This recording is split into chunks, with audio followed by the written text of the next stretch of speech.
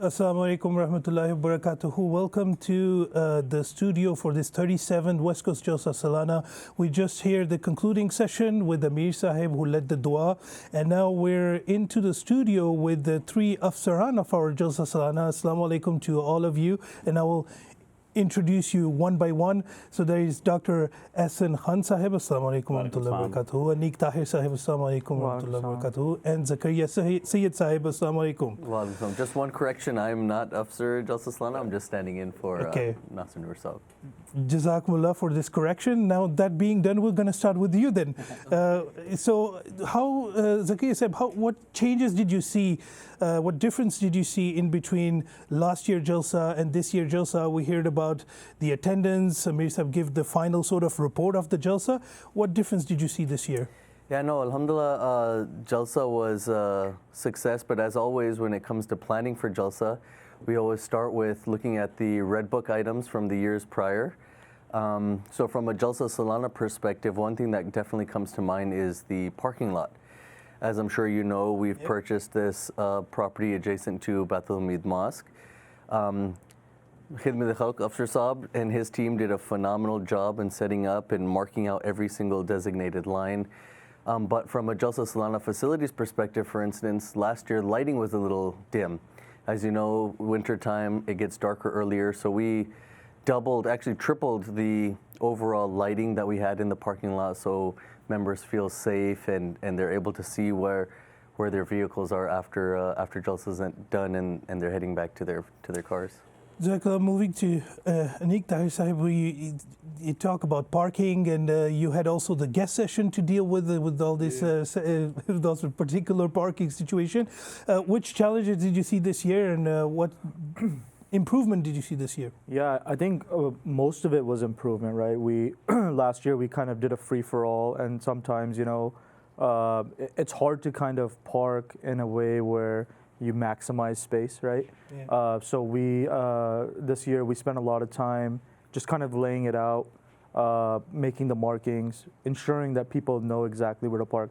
So now I think it's more efficient. Alhamdulillah, we have space for I think 600 plus cars in our Yorba lot, and in the front lot we have space for about 82 once all the Jalsa Gah and all those things are set up. So we have ample parking, and I think this year we crossed the 500 plus mark of cars, so we counted each day, right? So it was fantastic.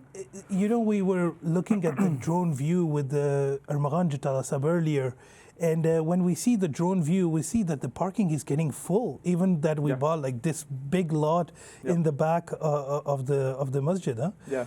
So it's growing up, and inshallah next year maybe you will be having even less space for parking and more challenges. Inshallah. Yeah. That's a good challenge to have. Absolutely. I would say. Moving to Jalsa Gah with Dr. Ahsan Khan Sahib. Assalamu alaikum. So how did you come up with the theme of this year, which is very difficult to know because we don't know who is choosing this team, and we know that you're part of the committee, so would you tell most? Sure, yeah. First of all, Mubarak to Naib Afsar Jalsa Salana Zaki and Afsar Khidmat-e-Khalq Anique. It's a pleasure to work with these guys. And I've seen them grow up here at Baitul Hamid Mosque, and to see them carry on these roles, these very big roles with huge responsibilities and doing it very effectively. I'm very proud of them and very happy for them. And it's a testament to their parents and to the Jamaat that nurtures our youth and then makes them leaders. You're also doing pretty well, I must say. Not a bad job today, Asif. So no, alhamdulillah, we always appreciate the way you interview. And you guys are doing a great job here in MTA Studios. Theme of Jalsa is one of those things that I always tell people that the default theme of Jalsa is inherently Khilafat. That, Hazrat Masih Maud alayhi salatu wasalam created Jalsa Salana for the purpose of spiritually rejuvenating us, allowing us to improve in our ta'aleem, our intellect, and then to enhance our brotherhood and see people from afar, people who've embraced Ahmadiyya, people who were born Ahmadis. That's the purpose of Jalsa. And then that's emphasized by our Khalifa. And what's amazing about our West Coast Jalsa Salana this year, and we just heard Hazur's concluding address in Qadian, is that it mirrored the days of Qadian Jalsa Salana. So the Qadian Jalsa Salana was the 129th this year, and our West Coast Jalsa Salana was the 37th. And we're literally on opposite sides of the world. And Hazur Anwar Ayatollah bin Nasr al-Aziz graciously mentioned the West Coast Jalsa Salana in his closing address today, right before dua, which was amazing for us. And it really was the cherry on top, essentially, of a wonderful weekend.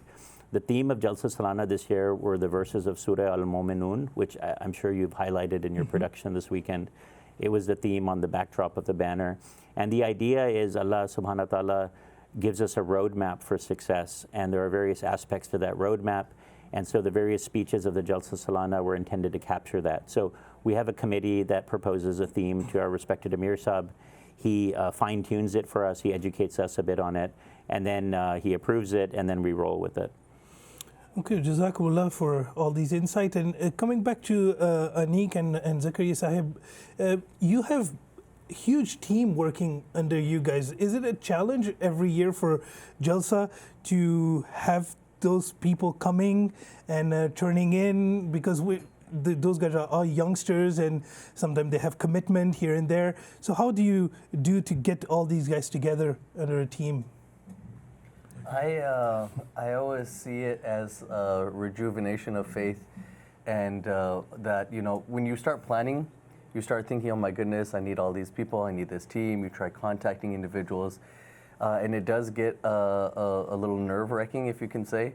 But somehow, some way, Alamia always provides the individuals. They come in and help.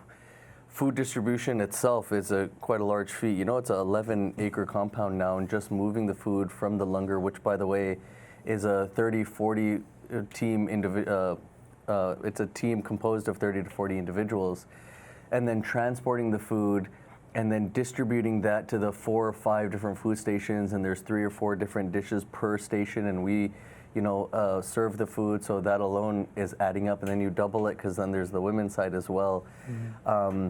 So it does take quite a lot in finding the individuals, but somehow, some way, Alamia always provides the manpower, and they come out of the woodwork sometimes, and alhamdulillah, everything always works out. Yeah, that's exactly what some person says, right? They say we look at the Jalsa, it feels like a phenomenal task to accomplish, but the 2-3 weeks before the Jalsa, more and more people start pouring in, and they start, and everything gets together, right? You know, there's this spirit of Jalsa, right? You know, you see the tents come up, you drive into the masjid, you already kind of feel that energy, right? And I think when people come to the masjid, they see the atmosphere. That's what kind of gives them that morale boost to kind of, let me help out. I want to be a part of this. And this is our home, right? So we all want to help in some way, shape, or form. So like Zaki said, initially when we're planning 2-3 months before Jalsa, we're like, hey man, how am I going to get this done? There's so much work to do. I don't have enough manpower. But as the days go closer, that manpower comes. So, yeah.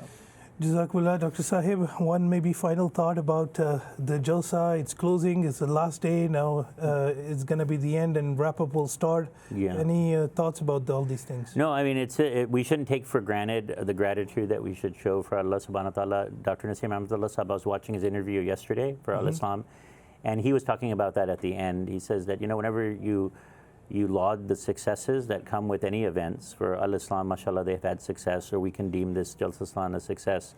With that, we have to tie that into gratitude to Allah subhanahu wa ta'ala. Without that, we're nothing. And the three of us know the mistakes that we've made, and we've had several Red Book meetings. We were here till late last night discussing them. And so Amir Sahib has been very cognizant of making sure that we have to always self-improve, we have to be humble, we have to reflect on the mistakes that we've made rather than, you know, celebrate the successes. And then ultimately it's about hospitality. There are almost 2,000 people attending, guests, and we hope and pray that they return home safely and that they had a good experience. And, you know, I guess those are my impressions, yeah. Maybe Zakaria Sahib, a few final thoughts about this Jalsa. As a matter of fact, last night, I think with Afsar-Jalsa, we were kind of sharing a bittersweet moment where we were like, man, there's quite a lot of effort that goes into the Jalsa preparing. The tents went up 2-3 weeks before. We were doing all this work, and we were like, oh man, tomorrow Jalsa's over. Like, it's just really a 3-day, 2.5-day event. And so now we're here, we're at the end of Jalsa, and just in a blink of an eye, you know, it came and it's now done. But alhamdulillah, It's been an amazing experience. Jazakumullah. Anique Sahib, are you going to be also working on the wrap-up? How do you divide all these things? Yeah. Tell us a little bit This year more we about actually have a dedicated wrap-up team. Oh, you so have I think inshallah okay. this time it should be okay. It should be okay. Yeah. I may add that there are a lot of people right now that our viewers aren't seeing that we're seeing. They're in this room and they're in the in the Jalsa Gah and they're just all around and about that are producing this right now, and they've done an incredible job. They've been here for weeks. Many have traveled from the East Coast, and they do every year. They're here before any of us, and they're here later than most of our guests, and they're working around the clock in so many different ways. So it's a request to the viewers right now to pray for the MTA audio-video team under Fahim Paul Sahab. They've done a phenomenal job.